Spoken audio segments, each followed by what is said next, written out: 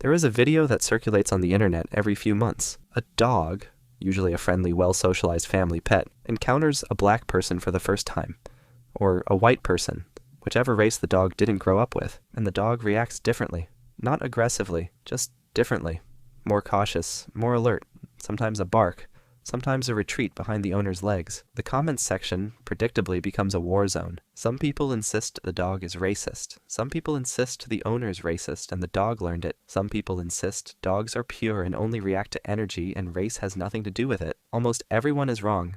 And almost everyone is also a little bit right, because buried inside this uncomfortable moment is a genuine scientific question, one that animal behavior researchers have been studying for decades. Do dogs actually perceive the difference between black people and white people? And if they do, what determines whether they choose one over the other? The answer is not simple. It is not comfortable, and it reveals as much about us as it does about them. Clear, analytical. Let's start with the most basic question first. Can dogs even tell the difference between black people and white people? The answer is yes, but not in the way humans do. Dogs do not have a social concept of race. They do not categorize humans into racial groups.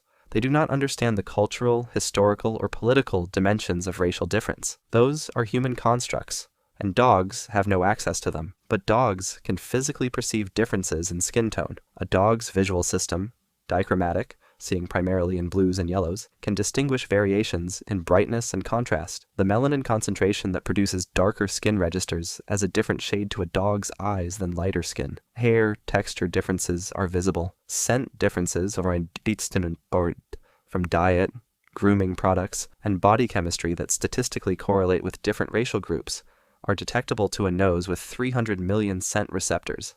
So, yes, a dog can physically perceive that a black person looks and smells different from a white person. But perception is not preference. Perception is not bias. Perception is just data. What the dog does with that data depends on something else entirely. In 2010, researchers at the University of Padua in Italy conducted a study that should be more famous than it is. They tested dogs' responses to photographs of human faces. Some faces were white, some faces were black. The dogs in the study had all been raised in households where every primary caregiver was white. The results were striking. The dogs could easily distinguish between different white faces. They could tell one white person from another, but when shown black faces, their ability to tell individuals apart dropped significantly. They struggled to distinguish one black face from another black face. This is not evidence that dogs prefer white people.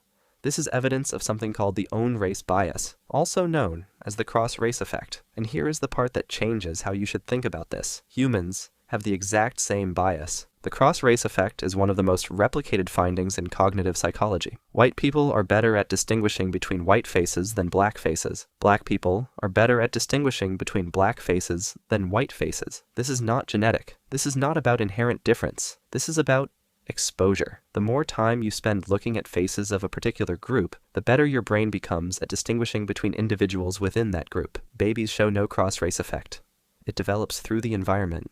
It can be reduced through exposure. It is a measure of familiarity and not of prejudice. Dogs show the same pattern.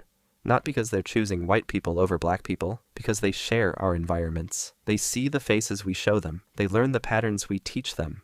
Not through instruction, but through the simple architecture of daily life. A dog raised by a black family would show the same bias in the opposite direction. Here is the part that makes this genuinely uncomfortable. For humans, not for dogs. Dogs have a critical socialization window. It opens around 3 weeks of age and closes around 16 weeks. During this window, puppies learn what is normal, safe, and familiar in their environment. A puppy raised in a white household that never receives black visitors during those crucial weeks will grow into a dog that may be uncertain around black people. Not because the dog has made a choice, because the dog never learned that black people are part of the normal human landscape. A puppy raised in a black household that never receives white visitors will grow into a dog that may be uncertain around white people. Same mechanism, same result. Same absence of malice. A 2008 study in the Journal of Veterinary Behavior found that dogs who were inadequately socialized during the critical window showed higher rates of fear-based aggression toward unfamiliar humans, and that this fear response was triggered by physical characteristics the dog had not encountered before. Skin tone was on that list. So was body size.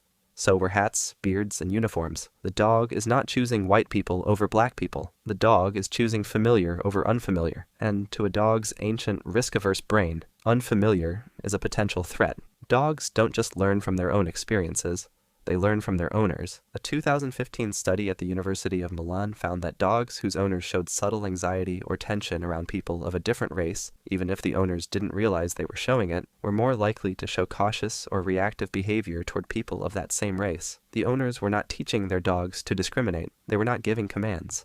They were not even aware of their own subtle behavioral shifts. But the dogs noticed. They noticed the slight tightening of the leash, the subtle change in posture, the almost imperceptible shift in breathing. Dogs read human body language with an accuracy that exceeds most human observers. They know when you're uncomfortable, and they respond accordingly. This means that some of what looks like a dog choosing white people over black people, or black people over white people, is actually the dog reading its owner's unspoken signals. The dog is not independently evaluating the stranger. The dog is asking, is my person comfortable with this person? And if the answer, delivered through microtensions and leash pressure and breathing patterns, is not entirely vitalis, the dog adjusts its behavior. This is not blame. This is description. We all carry biases we don't know we have. The difference is that dogs reflect ours back at us, without judgment, without malice, simply by responding to what we actually do. The science we cover on this channel doesn't just change how you see animals,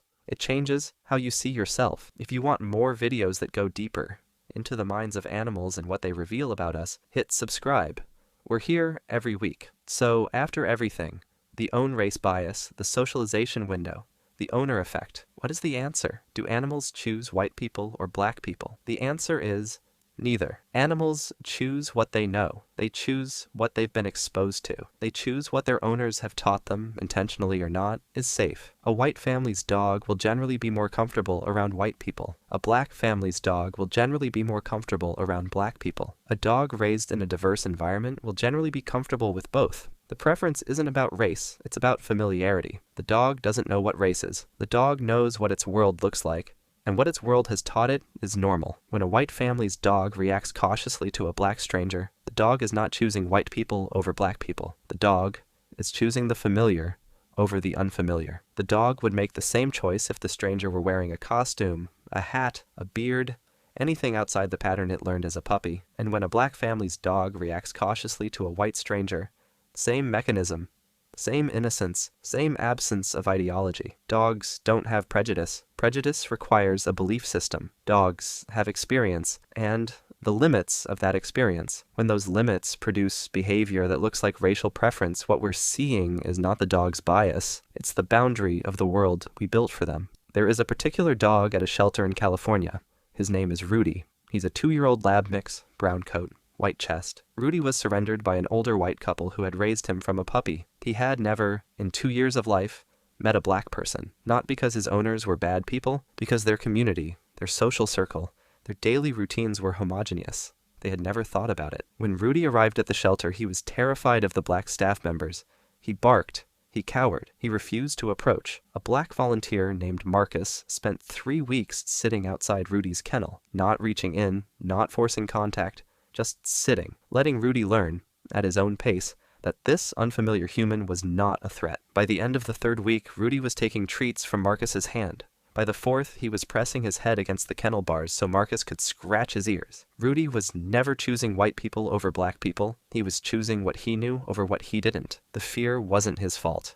The cure was exposure, patience, presence, the slow work of expanding what a creature understands as safe. Rudy was adopted by a black family 6 weeks after he arrived. The adoption photo shows him sitting calmly beside 2 young children, tongue out, eyes soft, his world larger than it had ever been. He didn't choose white people. He didn't choose black people. He chose the people who showed him, through patience, through presence, through this quiet evidence of repeated kindness, that he was safe. And that is all any animal has ever chosen.